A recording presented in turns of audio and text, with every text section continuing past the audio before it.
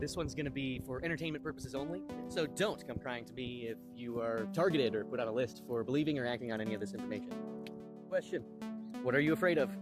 Seriously, have you defined and identified the things that you're afraid of? But I'm going to cut to the chase. Nobody has any rational fear about something that is harmless. Fear stems from the perception of harm. Governments are the same.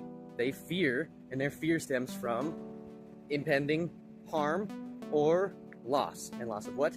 Power and control. Governments fear power and the loss of power and control more than they fear any kind of harm, because they have insulated themselves from such harm with their standing armies, right? Talk about Telegram. That guy, the owner of that platform, just got arrested in a country foreign to his own. Now, his own country told him that if he was not going to censor the information available on his platform, that they would arrest him.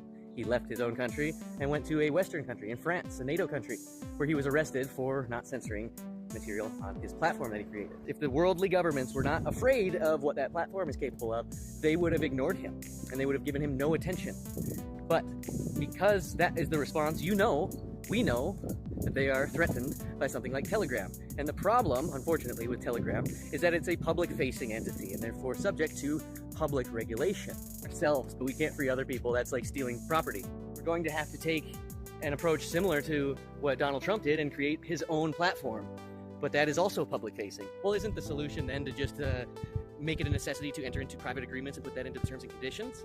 I thought so, but what about the terms and conditions for your cell phone contract or the Wi-Fi contract that you have, right? Oh, well, couldn't we just make our own cell phones then and create our own, right? Well, what about the raw materials that are going to be needed for the wires in the ground, and where are you going to run it, and where are you going to run it out of? You can see the depth that we're going to have to go in order to have a life that was designed by the Most High, instead of being under the thumb of something that does not have our best interest. We are content with government displacing business and the life, liberty, and pursuit of happiness of every man, woman, and child on this planet. Well, then we should just do nothing.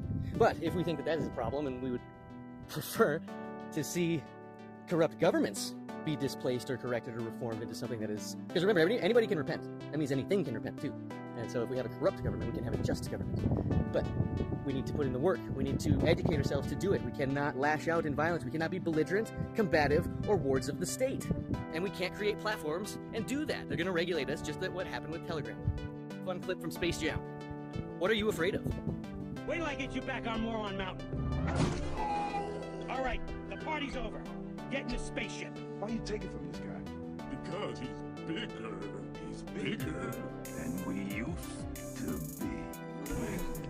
What are you doing? Hey, what are you doing? What?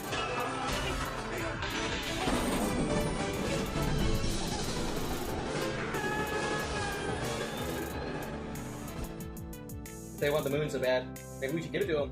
They don't like me. And make no mistake, I'm under constant attack every waking second of every day. I just keep my cool, but you know which country I'm talking about too. Anyway, to the bees and the watermelons, you want to build a platform?